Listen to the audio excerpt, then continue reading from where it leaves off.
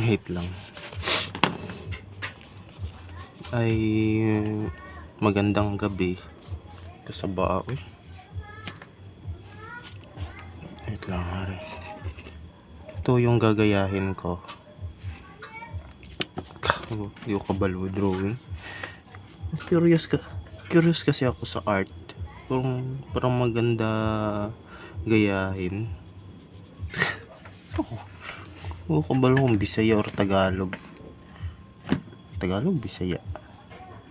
Siguro Tagalog para masabtan na lang siguro po ninyo or maintindihan nyo na lang siguro lahat. Kahit siguro hirap.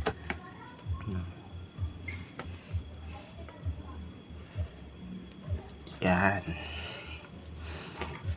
Magandang gabi sa lahat. Nga naman daw pag drawing. O ganito daw pag drawing. Bilog, pati bilog. Di masyadong ma-perfect ah. Gota. Curious kasi ako sa art. Pero gusto ko siyang pasukin. Wala po talaga akong background sa pagdodrawing. Siguro nung kabataan meron pa akong meron akong San Goku mga drawing, ganyan. Currently ngayon nasa 27 years old na kasi ako eh. Tapos gustong pasukin ng art. Wait lang ha. Yan nandun na. Ayan, tapos ano ba? Kalagot. Curious kasi ako na sa art kasi parang lot of focus, lot of patience. Basta parang ang ganda kasi ng art, tapos pasukin mo siya ng animation sa media na yung mga tingog na pasensya na po. Siguro promise ko siguro yung video gagawin ko to as a promise, hindi man lang hindi lang sa paghinambog o pagmamayabang, siguro as a promise siguro. Hirap mag-draw habang nagsasalita. Si Lola sa baba, good. Wala, sa promise na lang siguro sa drawing. Dami kasing nangyari sa buhay ko. Dami ko ng tinry.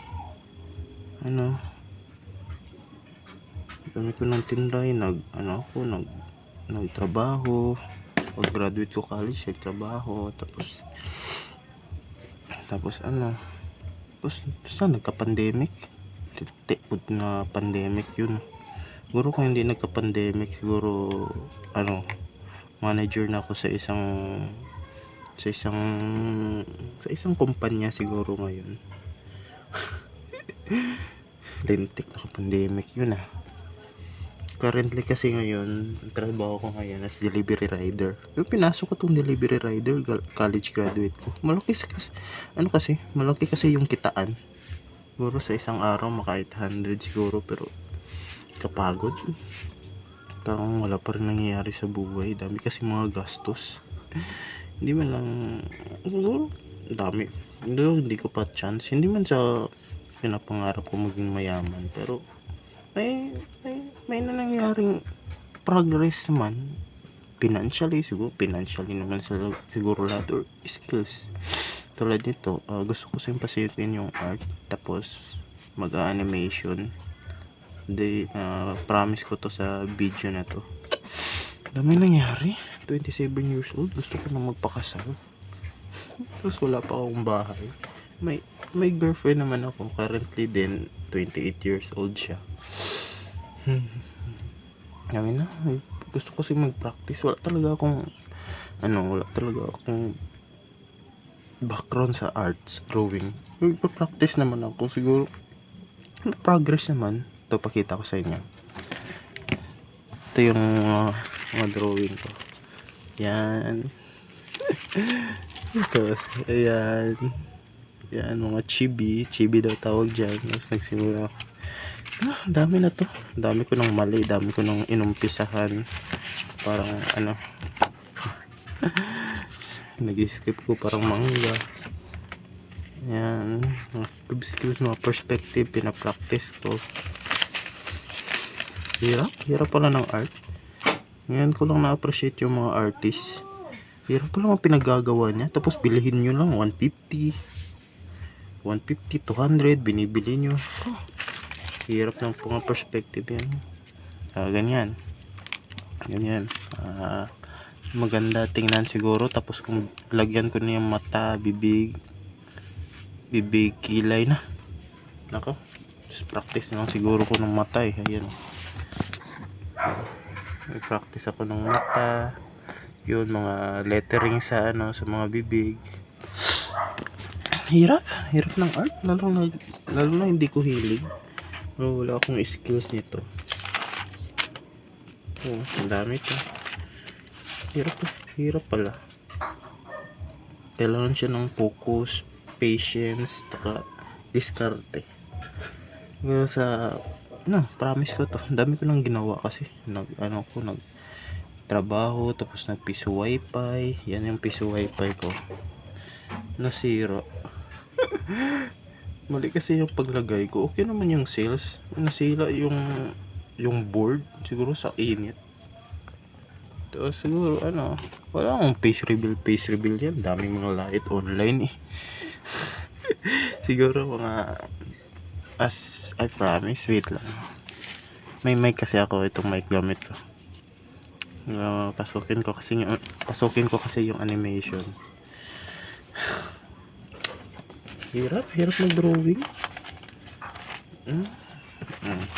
Wala talaga, promise, wala talaga akong experience sa drawing, sa art. Hindi ko alam yung perspective, anatomy. Practice siguro this video na promise ako after 10 years siguro magaling na ako mag-drawing. Tapos as I decide siguro ang setup ko nito tuwing gabi. Duty kasi ko alas 7 sa aga, tapos uwi ako para laki-laki ang kita, mga alas 7 din sa gabi, mga 12 hours or 8, ganyan. Isingit ko to araw-araw. Isa pa, napakapangit. Siguro may progress naman. Alam na, pinitingin kasi ako sa YouTube paano diskarte mag-drawing ito. Yan na siguro pinaka the best ko. Tapos yung kamay parang may scolio. Grabe, di ko 8/8/25. Ngayon nandito tayo ngayon sa 2025. Anong petsa ngayon? 8/7. Anong petsa ngayon? Petsa October na to. October na ngayon eh, diba? October 5. Currently, October 5 ngayon. Siguro magsisimula ako dito. Kasi nangyayari sa buhay ko. Ito si Lola. Nasa sa baba si Lola. Sumasakit ng tuhod ni Lola. Tapos gastos namin yan. Lord. At gusto ko kasi habang siguro kung may pera na ako, gusto kasi makatulong din. Parang walang halaga yung buhay ko. Gusto kong bigyan ng action. At gusto ko itong sana ibahagi sa inyo. Bahagi din ba? Ano ka ba? Ano ka bang tao ka? Para ka ding hipokrito. Hindi. Kasi, ito, Biblia ho yan. Inaalikabok na. Kasi nagbabasa ako nito noon Ay, nako. Kasing nangyari, hindi ko kasi ito nabasa lahat. Pero nagbabasa ako.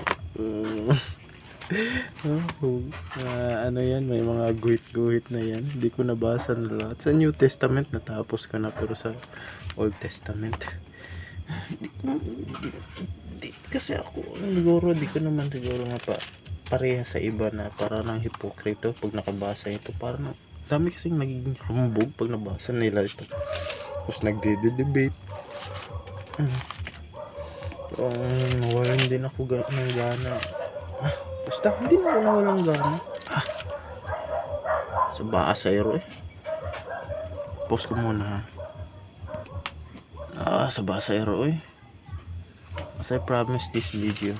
Balik tayo dito. Ang iba kasi nangyayari na pag binasa nyo to, may nagturo kasi sa amin paano basahin to, tapos yung mga learning, huwag nyo nang pansin yung mga aso sa paligid. As I promise, at paniwalaan nyo to guys, itong Bible, binili ko to. Ito yung bili ko, 500 pesos, sarili ko talagang pera, binili ko. Ano yun eh, makabili na yung bugas na yun eh, pero dami pang mangyayari siguro. Saan balik tayo dun sa gusto kong maging halaga siguro dito. Kailangan ko kasi ng paano ba na ako ingon, kasi ng hindi especially budget ganyan, pero nagmamatter naman yan sa quality eh. Tapos budget, pera, for the palo na lang yan. For the palo. Practice talaga ako ng bilog-bilog. Hindi ko magets. Hindi ko magets yung bilog-bilog. Siguro as I promised din ngayon nga, after 10 years, 2025 man ngayon, siguro mga 2035, 13 years, promise ko to. Siguro mga at least 500 subs dito lang sa YouTube. At siguro, at gusto ko kasi yung negosyong itlogan at babuyan. Paano kung gagawin yun? Wala namang kayong mga wala kaming lupa. Saan ko bibilin yan? Dami na. Hindi man, pero ang gusto ko kasi nang mangyayari sa buhay ko. Pangit ang drawing. Yan kasi dapat yung bida ko, tapos nag-iiba. Nag-iiba yun, daming pumapasok sa isip ko. Paano ba yung bida ko? Kasi bawat animation may bida eh. Siguro kalbo na lang naisip ko. Ngayon currently itong nasa page ko, yan yung bida ko, yung blong kalbo. Practice na muna yun, practice na lang siguro. Anatomy, ano tawag, perspective. Sorry kung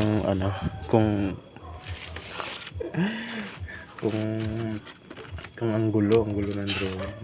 Umitim na yung kamay ko sa kaka-rider. Kasi ako nag-gloves. Kasi madudumihan lang. Tapos matatambak yung mga dumi sa gloves. Yun, babaho yung kamay ko.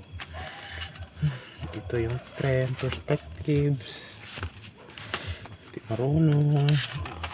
Wala namang ngayon ko lang nahiligan ng art ngayon, 27 years old na ako. May chance pa ba? Kayo, sa inyo, may chance pa ba siguro? Perspective. Yan, ang perspective ko. Yan. Dito, di klaro. Perspective, tagilid, talikod. Tagilid, semi-tagilid. Pangit. Ay, ako. Siguro, after 10 years, abang lang kayo. Nag-iro eh. Siguro. Hantay na lang kayo ng 10 years as I promise. Siguro, kailangan ko to eh. Ito. Galit ako sa buhay. Ito na. Ito klaro. Yan. So, yun lang. After 10 years siguro. Nang progress ko dito. Siguro 10 years, 27 ngayon. 27 ako ngayon, mga 37. Siguro magaling na siguro. Di man yan mangyayari. Ibang karir na lang siguro. Dami na yun. Dami mangyayari. Westbrook nga, parang di na tatanggapin sa NBA. Tumatanda na eh. Pero, di na. Bahala na siguro. Pursue ko tong art. Tapos animation. Maraming salamat. Doon na lang siguro. Bangso. Emo. Imo. Kaya ka. Kaya pa kaya ng 27 years old matuto ng drawing? Ano. Ito. Parang, yan. Magiging bida siguro ko yan. Yan. Tapos, ito yung girlfriend niya. Si Rose. Yan. Ano? Tapos na ng video. 15 minutes na. Bye-bye.